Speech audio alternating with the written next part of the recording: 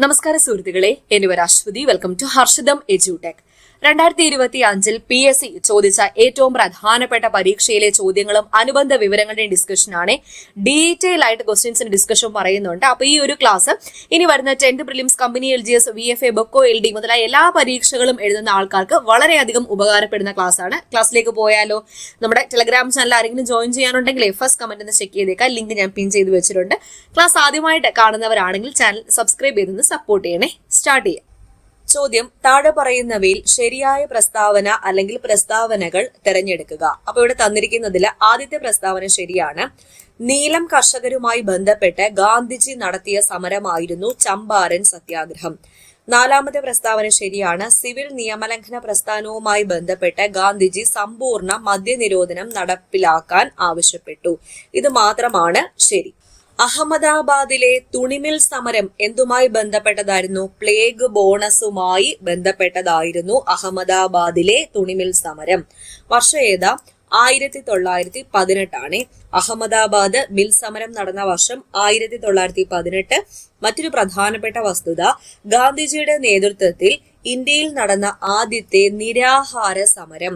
ഗാന്ധിജിയുടെ നേതൃത്വത്തിൽ ഇന്ത്യയിൽ നടന്ന ആദ്യത്തെ നിരാഹാര സമരം ഏതാണെന്ന് ചോദിച്ചാൽ അഹമ്മദാബാദിലെ മിൽ സമരം. അഹമ്മദാബാദ് ഏത് സംസ്ഥാനത്ത് സ്ഥിതി ചെയ്യുന്നു? ഗുജറാത്തിൽ സ്ഥിതി ചെയ്യുന്നു. അപ്പൊ 1917 അഹമ്മദാബാദിൽ പൊട്ടിപ്പുറപ്പെട്ട പ്ലേഗ് രോഗത്തെ തുടർന്ന് പ്ലേഗ് ബോണസ് ഏർപ്പെടുത്താൻ വേണ്ടി അഹമ്മദാബാദിലെ മിൽ ഉടമകളും തൊഴിലാളികളും തമ്മിൽ നടന്ന സമരമായിരുന്നു അഹമ്മദാബാദിലെ തുണിമിൽ സമരം. അഹമ്മദാബാദ് മിൽ സമരത്തിൽ ഗാന്ധിജിയെ അനുഗമിച്ച വനിതാ നേതാവിന്റെ പേരെന്താ? അനസൂയ സാരാഭായി. അനസൂയ സാരാഭായ്. മൂന്നാമത്തെ സ്റ്റേറ്റ്മെന്റ് എന്താ തന്നിരിക്കുന്നത്? തുണിമിൽ തൊഴിലാളികളുടെ പ്രശ്ന പരിഹാരമായിരുന്നു ഗാന്ധിജി നടത്തിയ ഖേദ സത്യാഗ്രഹം എന്നല്ലേ തന്നിരിക്കുന്നത്. തുണിമിൽ തൊഴിലാളിക ആണെങ്കിൽ അത് അഹമ്മദാബാദിലെ തുണിമിൽ സമരമാണ്. ഖേദ സത്യാഗ്രഹം നടന്നത് കർഷക തൊഴിലാളികളുമായി ബന്ധപ്പെട്ട്. ഇത് രണ്ടുമാണ് അങ്ങോട്ടും ഇങ്ങോട്ടും തിരിഞ്ഞു പോയത്. അപ്പൊ ഗുജറാത്തിലെ ഖേദ ജില്ലയിൽ കർഷകർ നടത്തിയ പ്രക്ഷോഭമാണ് ഏത്? ഖേദ സത്യാഗ്രഹം. ഖേദ സത്യാഗ്രഹം. അപ്പൊ കർഷകർ എന്തുകൊണ്ട് ഇങ്ങനൊരു പ്രക്ഷോഭം നടത്തി? വരൾച്ചയെ തുടർന്ന് ബ്രിട്ടീഷ് ഗവൺമെന്റിനോട് ആവശ്യപ്പെട്ട നികുതി ഇളവ് ലഭിക്കാത്തതിനെ തുടർന്നാണ് കർഷകർ പ്രക്ഷോഭം നടത്തിയത്. ഈ ഖേദ സത്യാഗ്രഹം നടന്ന വർഷം ഏതാ? അതും 1918 തന്നെയാണ്. 1918 ഖേദ സത്യാഗ്രഹത്തില് ഗാന്ധിജിയെ അനുഗമിച്ച നേതാക്കൾ ആരെല്ലാം? സർദാർ വല്ലഭായ് പട്ടേലും ഇന്ദുലാൽ യാഗ്നിക്കുമാണ്. സർദാർ വല്ലഭായ് പട്ടേലും ഇന്ദുലാൽ യാഗ്നിക്കും. അപ്പൊ ഖേദ സത്യാഗ്രഹം, ബ്രിട്ടീഷ് ഭരണകൂടത്തിനെതിരെ ഗാന്ധിജി ഇന്ത്യയിൽ നടത്തിയ ആദ്യത്തെ സത്യാഗ്രഹം ഏതാണെന്ന് ചോദിച്ചാൽ ഖേദ സത്യാഗ്രഹമാണ്. ഇനി ചമ്പാരൻ സത്യാഗ്രഹം എന്തെന്ന് ചോദിക്കും? ഗാന്ധിജിയുടെ ഇന്ത്യയിലെ ആദ്യത്തെ സത്യാഗ്രഹം ഏതാണെന്ന് ചോദിച്ചാൽ അത് ചമ്പാരൻ സത്യാഗ്രഹമാണ്. ഗാന്ധിജിയുടെ ഇന്ത്യയിലെ ആദ്യത്തെ സത്യാഗ്രഹം ചമ്പാരൻ സത്യാഗ്രഹം. ബ്രിട്ടീഷ് ഭരണകൂടത്തിനെതിരെ ഗാന്ധിജി ഇന്ത്യയിൽ നടത്തിയ ആദ്യ സത്യാഗ്രഹം ഖേദ സത്യാഗ്രഹം. ഇനി ഫാക്ടറി തൊഴിലാളികൾക്ക് വേണ്ടി ഗാന്ധിജി നടത്തിയ ആദ്യത്തെ സത്യാഗ്രഹം ചോദിച്ചാൽ അഹമ്മദാബാദിലെ തുണിമിൽ സമരമാണ്. അഹമ്മദാബാദിലെ തുണിമിൽ സമരം. ഗാന്ധിജി നടത്തിയ ആദ്യത്തെ നികുതി നിഷേധ സമരം ഏതാന്ന് ചോദിച്ചാൽ അത് ഖേദ സത്യാഗ്രഹമാണ്. ഗാന്ധിജി നടത്തിയ ആദ്യത്തെ നികുതി നിഷേധ സമരം. ഓക്കെ, അപ്പൊ അടുത്ത ചോദ്യത്തിലേക്ക് പോകാം. പശ്ചിമഘട്ടവും പൂർവഘട്ടവും സംഗമിക്കുന്ന പ്രദേശം ഏത്? നീലഗിരി. നീലഗിരിയിലാണ് പശ്ചിമഘട്ടവും പൂർവഘട്ടവും സംഗമിക്കുന്നത്. പശ്ചിമഘട്ടത്തെ പറ്റി കുറച്ച് പോയിന്റ്സ് നോക്കാവേ. പശ്ചിമഘട്ടം എന്നാൽ അറബിക്കടലിന് സമാന്തരമായി അറേബ്യൻ സീക്ക് പാരലായിട്ട് ഗുജറാത്തിലെ താപ്തി നദിയുടെ നദീമുഖം മുതൽ കന്യാകുമാരി വരെ 1600 കിലോമീറ്റർ ദൂരത്തിൽ വ്യാപിച്ചു കിടക്കുന്ന പർവ്വതനിരയാണ് ഏത്? പശ്ചിമഘട്ടം. പശ്ചിമഘട്ടത്തിന്റെ തെക്കേ അറ്റത്തുള്ള മലനിര ഏതാണെന്ന് ചോദിച്ചാൽ അഗസ്തിയാർ മലനിരകളാണ്. അഗസ്തിയാർ മലനിരകൾ. പശ്ചിമഘട്ടം കടന്നു പോകുന്ന ഇന്ത്യൻ സംസ്ഥാനങ്ങളുടെ എണ്ണം 6 ഇന്ത്യൻ സംസ്ഥാനങ്ങളിലൂടെയാണ് പശ്ചിമഘട്ടം കടന്നു പോകുന്നത്. ഏതൊക്കെ? ഗുജറാത്ത്, മഹാരാഷ്ട്ര, ഗോവ, കർണാടക, തമിഴ്നാട്, കേരളം. ഗുജറാത്ത്, മഹാരാഷ്ട്ര, ഗോവ, കർണാടക, തമിഴ്നാട്, കേരളം എന്നീ സംസ്ഥാനങ്ങളിലൂടെയാണ് പശ്ചിമഘട്ടം കടന്നുപോകുന്നത്. പശ്ചിമഘട്ടത്തിലെ ഏറ്റവും ഉയരം കൂടിയ കൊടുമുടി ഏതാ? ആനമുടി. ആനമുടിയാണ് പശ്ചിമഘട്ടത്തിലെ ഏറ്റവും ഉയരം കൂടിയ കൊടുമുടി. ആനമുടിയുടെ ഉയരം എത്രയാണ്? 2695 മീറ്റർ. 2695 മീറ്റർ ആണ് ആനമുടിയുടെ ഉയരം. അപ്പൊ പശ്ചിമഘട്ടത്തിലെ ഏറ്റവും ഉയരം കൂടിയ കൊടുമുടി ഏതെന്നോ ഉപദ്വീപീയ പീഠഭൂമിയിലെ ഏറ്റവും ഉയരമേറിയ കൊടുമുടി ഏതാണെന്നോ ചോദിച്ചാൽ അത് ആനമുടിയാണ്. പശ്ചിമഘട്ടത്തിലെ ഏറ്റവും ഉയരം കൂടിയ കൊടുമുടി കൂടാതെ ഉപദ്വീപീയ പീഠഭൂമിയിലെ ഏറ്റവും ഉയരം കൂടിയ കൊടുമുടി ഏതാണ്? ആനമുടി. ഉപദ്വീപീയ പീഠഭൂമിയിലെ ഉയരമേറിയ രണ്ടാമത്തെ കൊടുമുടി ഏതാ? ദോഡാബേട്ടയാണ്. ദോഡാബേട്ട പീക്കാണ് ഉപദ്വീപീയ പീഠഭൂമിയിലെ ഉയരമേറിയ രണ്ടാമത്തെ കൊടുമുടി. പശ്ചിമഘട്ടവും പൂർവ്വഘട്ടവും സംഗമിക്കുന്ന അല്ലെങ്കിൽ സന്ധിക്കുന്നത് എവിടെ? നീലഗിരി കുന്നുകളിലാണ്. നീലഗിരി കുന്നുകളിൽ. ആനമുടിയുടെ മറ്റൊരു ഫാക്ട്, തെക്കേ ഇന്ത്യയിലെ ഏറ്റവും ഉയരം കൂടിയ കൊടുമുടി ഏതാണെന്ന് ചോദിച്ചാലും അത് ആനമുടിയാണ്. തെക്കേ ഇന്ത്യയിലെ ഏറ്റവും ഉയരം കൂടിയ കൊടുമുടി ഏതാണ്? ആനമുടി. ഈ പശ്ചിമഘട്ടം കേരളത്തിൽ ഏത് പേരിലാണ് അറിയപ്പെടുന്നത്? സഹ്യപർവ്വതം എന്ന പേരിലാണ് അറിയപ്പെടുന്നത്. പശ്ചിമഘട്ടം കേരളത്തിൽ ഏത് പേരിൽ അറിയപ്പെടുന്നു? സഹ്യപർവ്വതം എന്ന പേരിൽ അറിയപ്പെടുന്നു. പശ്ചിമഘട്ടം തമിഴ്നാട്ടിൽ ഏത് പേരിൽ അറിയപ്പെടുന്നത്? നീലഗിരി മല എന്ന പേരിലാണ് അറിയപ്പെടുന്നത്. പശ്ചിമഘട്ടം കേരളത്തിൽ സഹ്യപർവ്വതം എന്നും തമിഴ്നാട്ടിൽ നീലഗിരി മല എന്നും അറിയപ്പെടുന്നു. കേരളത്തിൽ ധാരാളമായി മഴ ലഭിക്കുന്നതിനുള്ള പ്രധാന കാരണം എന്താണ്? പശ്ചിമഘട്ടമാണ്. പശ്ചിമഘട്ടം. പൂർവഘട്ടം ബംഗാൾ ഉൾക്കടലിന് സമാന്തരമായിട്ടാണ് പൂർവഘട്ടം സ്ഥിതി ചെയ്യുന്നത്. ഈസ്റ്റേൺ ഗട്ട്സ് അഥവാ പൂർവഘട്ടം സ്ഥിതി ചെയ്യുന്നത് ബംഗാൾ ഉൾക്കടലിന് സമാന്തരമായിട്ടാണെന്ന് ഓർക്കുക. പൂർവഘട്ടത്തിലെ ഏറ്റവും ഉയരം കൂടിയ കൊടുമുടി ഏതാ? ജിന്ദാഗഡ പീക്ക്. ജിന്ദാഗഡ പർവ്വതമാണ് പൂർവഘട്ടത്തിലെ ഏറ്റവും ഉയരം കൂടിയ കൊടുമുടി.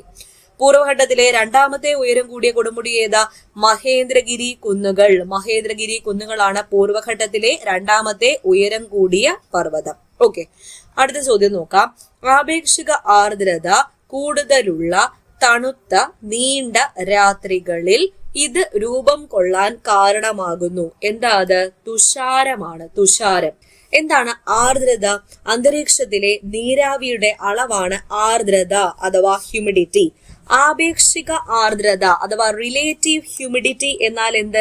ഒരു നിശ്ചിത ഊഷ്മാവിൽ അന്തരീക്ഷ വായുവിന് ഉൾക്കൊള്ളാൻ കഴിയുന്ന നീരാവിയുടെ അളവും ഒരു അനുപാതമാണ്, ഒരു റേഷ്യോയാണ്. എന്തൊക്കെ തമ്മിലുള്ള റേഷ്യോ? കേവല ആർദ്രതയും അന്തരീക്ഷത്തിന് ഉൾക്കൊള്ളാൻ കഴിയുന്ന ആകെ നീരാവിയുടെ അളവും തമ്മിലുള്ള ഒരു റേഷ്യോയാണ് ആപേക്ഷിക ആർദ്രത. അപ്പൊ ഒരു നിശ്ചിത ഊഷ്മാവിൽ അന്തരീക്ഷ വായുവിന് ഉൾക്കൊള്ളാൻ കഴിയുന്ന നീരാവിയുടെ അളവും ആ സമയത്ത് അന്തരീക്ഷ വായുവിൽ ഉള്ള നീരാവിയുടെ അളവും തമ്മിലുള്ള ഒരു അനുപാതം, റേഷ്യോയാണ് എന്നു പറയുന്ന ആപേക്ഷിക ആർദ്രത.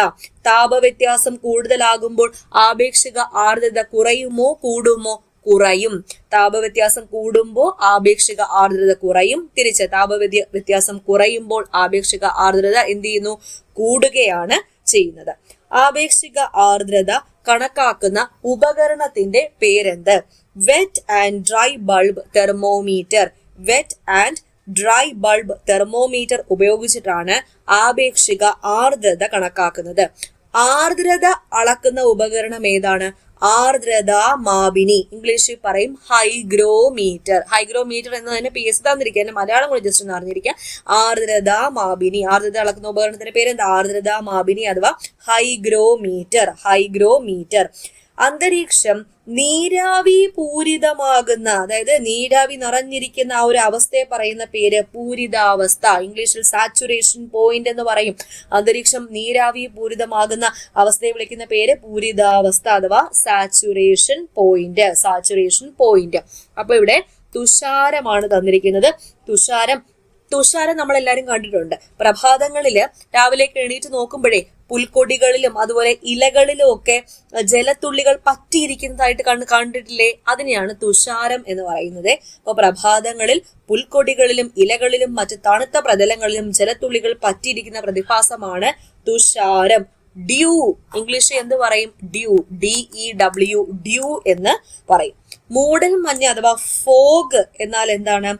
ഭൗമ ഉപരിതലത്തിന് മുകളിൽ നീരാവി ഘനീഭവിച്ച് പുക പോലെ നേർത്ത ജലകണികകൾ അന്തരീക്ഷത്തിൽ തന്നെ തങ്ങി നിൽക്കുന്നതാണ് ഫോഗ് അഥവാ മൂടൽമഞ്ഞ്.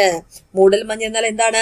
ഭൗമ ഉപരിതലത്തിന് മുകളിൽ നീരാവി ഘനീഭവിച്ച് പുക പോലെ നേർത്ത ജലകണികകൾ അന്തരീക്ഷത്തിൽ തന്നെ തങ്ങി നിൽക്കുന്നതാണ് ഫോഗ് അഥവാ മൂടൽമഞ്ഞ്. കനത്ത മൂടൽമഞ്ഞും ഉണ്ട്, നേർത്ത മൂടൽമഞ്ഞും ഉണ്ട്. ഓക്കെ, അതാണ് കൊടുത്തിരിക്കുന്നത്. ഉറഞ്ഞ മഞ്ഞ് അതാണ്. കനത്ത മൂടൽമഞ്ഞും ഉണ്ട്, നേർത്ത മഞ്ഞും ഉണ്ട്, നേർത്ത മൂടൽമഞ്ഞും ഉണ്ട്. അപ്പൊ അടുത്ത ചോദ്യത്തിലേക്ക് പോകാം. ദേശീയ ജലപാത 3 ഏത് മുതൽ ഏത് വരെയാണ് ബന്ധിപ്പിക്കുന്നത്?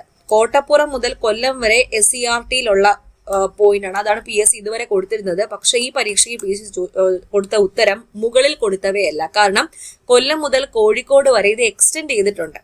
അപ്പൊ കൊല്ലം മുതൽ കോഴിക്കോട് വരെ എന്നുള്ളത് പഠിക്കുക. SCERT-യിൽ കോട്ടപ്പുറം മുതൽ കൊല്ലം വരെ, അതാണ് PSC ഇതുവരെയും കൊടുത്തിരുന്നത്. പക്ഷെ ഇപ്പൊ മാറ്റി മുകളിൽ കൊടുത്തവയല്ല എന്നതാണ് ഫൈനൽ ആൻസർ ആയിട്ട് കൊടുത്തത്. അപ്പൊ ദേശീയ ജലഗതാഗതം.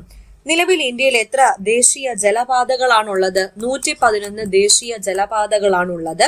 അതിൽ കേരളത്തിലൂടെ കടന്നു പോകുന്ന ദേശീയ ജലപാതയാണ് ദേശീയ ജലപാത 3 NW3.